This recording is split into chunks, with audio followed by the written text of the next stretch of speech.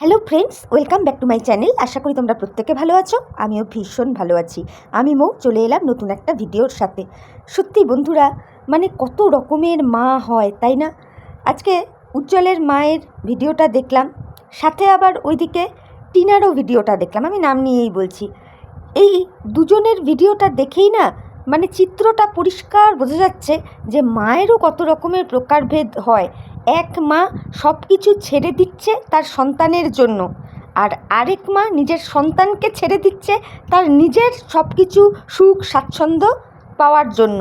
আশ্চর্য না? মানে প্রথমে টিনাকে বলি হ্যাঁ রে, তুই যে রাখিকে স্ট্রাইক দিলি, তোর লজ্জা করলো না? সে তুই দে, আর তোর হয়ে তোর ফকলুচন্দ্রই দিক না কেন। ছি ছি ছি ছি ছি, একটা 22,000-এর চ্যানেলকে স্ট্রাইক দিতে একটুখানিও কি লজ্জা করলো না? আমি তো রাখির ভিডিও দেখি, এখনও দেখি। তা ওকে তো আজ অবধি কখনো শুনিনি যে তোকে কোনো গালাগাল করে, কোনো নোংরা কথা বলে ভিডিও করেছে বলে।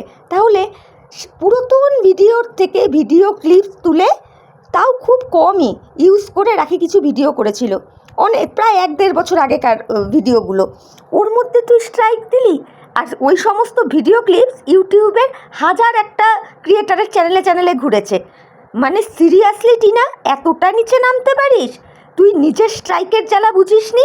যখন মিত্রবাবু তোকে স্ট্রাইক দিয়েছিল, ছি ছি ছি ছি ছি, পারলে ওর চ্যানেলের স্ট্রাইকটা তুলে নিস। অবশ্য আর হবে কি হবে না আমি জানি না, তবুও বললাম। আর তুই করছিস নীল ষষ্ঠী, হাস্যকর লেগেছে, জাস্ট হাস্যকর।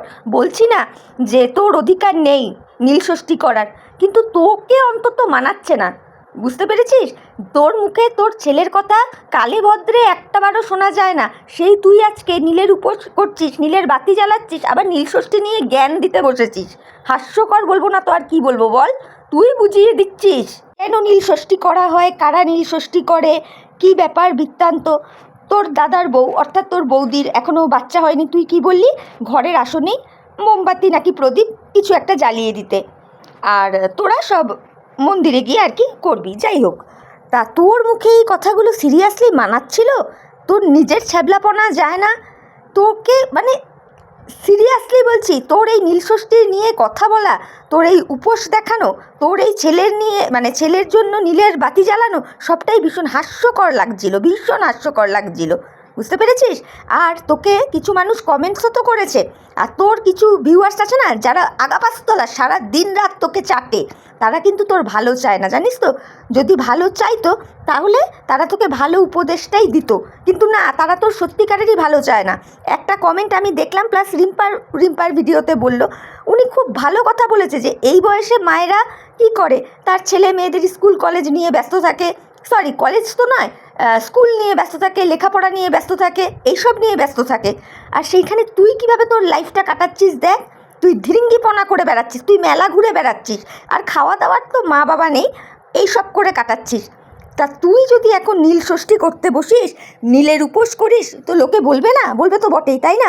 মাল রিকভারি করতে গেলি, একবারও বাচ্চাটাকে দেখতে চাইলি না। সেদিন তো পুলিশ প্রশাসনের লোক ছিল, চাইলি না কেন? চাইলি না কেন?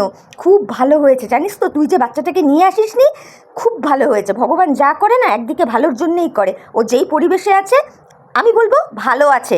ও যদি তোর সাথে থাকতো না, ও ওর বয়সের আগে অনেক বেশি কিছু দেখে নিত, যেগুলো ওর জন্য ভালো হতো না। বলতে বাধ্য হচ্ছে এই কথাটা, বুঝলি?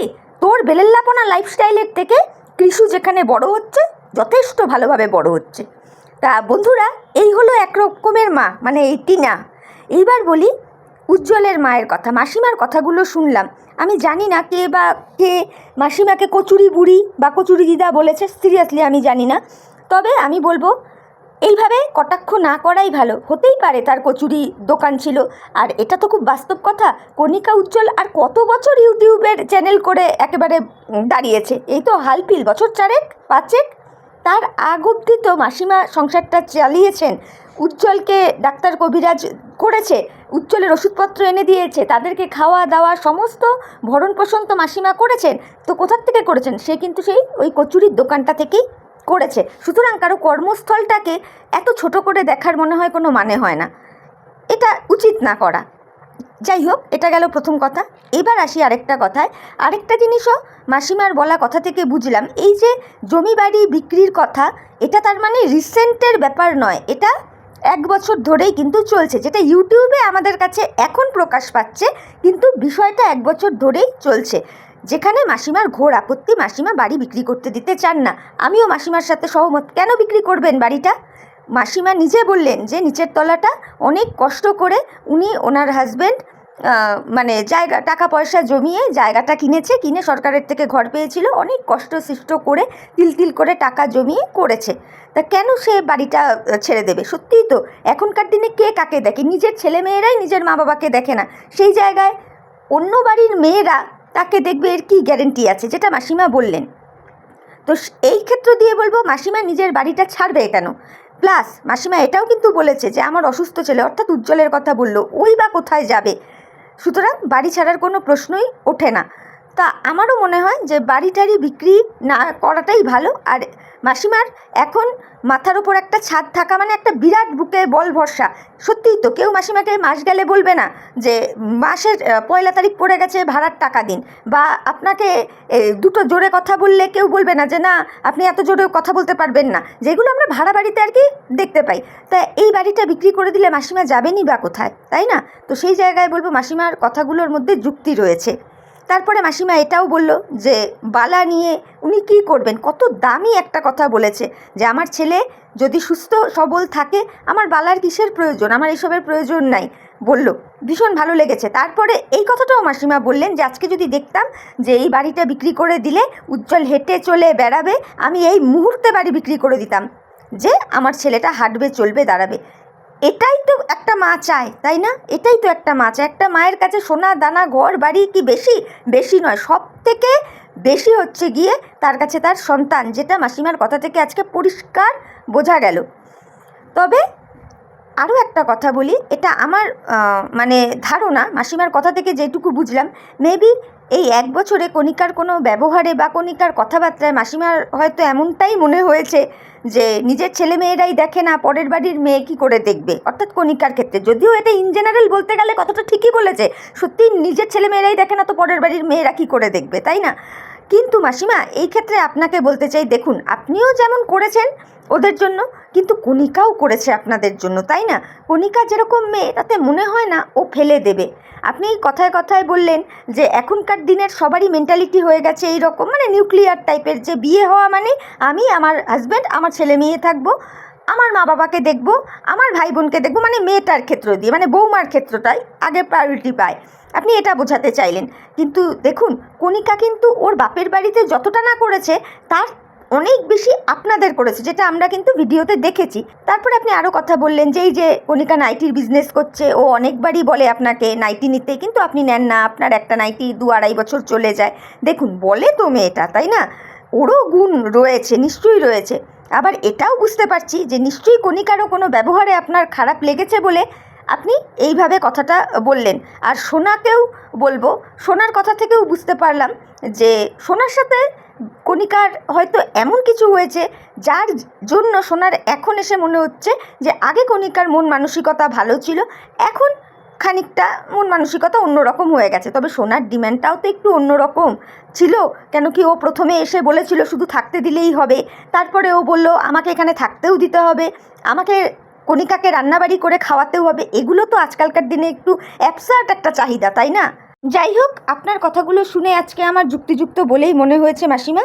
তবে আমি একটা কথা বলতে চাই, আপনি তো আপনার ভিডিওর দরুন সকলের উদ্দেশ্যেই এই কোশ্চেনটা ছুড়ে দিয়েছেন যে আপনার বাড়ি বিক্রি করা উচিত হবে কি হবে না। আমি বলবো একদমই ওই রাস্তাতে হাঁটবেন না, বাড়ি বিক্রি করা কোনো মতেই উচিত হবে না।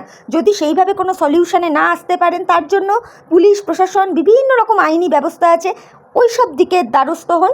দেখুন, একটা মীমাংসা নিশ্চয়ই হবে, কিন্তু বাড়ি বিক্রির মধ্যে যাবেন না, এটুকু বলবো। এখনকার দিনে না কেউ কারো নয়, সেই জায়গায় আপনি আপনার স্বামীর ভিটে ছাড়বেনই বা কেন, মানে বিক্রিই বা করবেন কেন? সুতরাং ওই সব রাস্তায় একদমই হাঁটবেন না। তো বন্ধুরা, এই হলো আরেক ধরনের মা। তো আমি জাস্ট আজকে আমার ভিডিওর মাধ্যমে 2 রকম মায়ের ক্যারেক্টারটাই তুলে ধরার চেষ্টা করলাম। সিরিয়াসলি, একটা মা নিজের সর্বস্ব কিছু ছেড়ে দিতে রাজি যদি তার ছেলে সুস্থ হয়, তাহলে সে ঘর বাড়ি কিচ্ছু তার চাই না, যদি তার সন্তানটা সুস্থ হয়ে যায়। আরেক দিকে আরেকটা মাকে দেখতে কি পেলাম, যে নিজে ভালো থাকবে, নিজে ऐश ফুর্তি করবে, সেই কারণে তার দুধের শিশুটাকে যখন সে মায়ের দুধ খাওয়া ছাড়েনি সেই অবস্থায় তাকে ফেলে রেখে চলে এলো।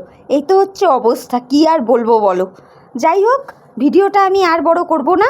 মানে টিনারও ভিডিওটা দেখলাম আর মাসিমা অর্থাৎ উজ্জ্বলের মায়েরও ভিডিওটা দেখলাম, তো দেখে মনে হলো এই কটা কথা তোমাদের সাথে শেয়ার করি, সেই জন্যেই শেয়ার করলাম। ছোট্ট করে টিনাকে যেতে যেতে দুটো কথা বলে যাই, যে কাউকে স্ট্রাইক দেওয়াটা কোনো একটা মহৎ কাজ নয়। এক একটা চ্যানেল দাঁড় করাতে না এক একটা ক্রিয়েটারের প্রচুর কষ্ট করতে হয়। আশা করি এটা তুই অন্তত ভালো জানিস বা বুঝবি। সেই জায়গায় পারলে রাখি স্ট্রাইকগুলো কোনোভাবে যদি তোলা যায় তাহলে তুলে দিস, আর নিচে নামিস না। তো চলো বন্ধুরা, এইটুকু বলার ছিল, বলে দিয়ে গেলাম। তো আজকের মতো আমি এখানেই বিদায় নিচ্ছি। নতুন একটা ভিডিওর সাথে আবার দেখা হয়ে যাবে। ততক্ষণ তোমরা প্রত্যেকে ভালো থেকো, সুস্থ থেকো, সাবধানে থেকো। Tata, bye, love you all.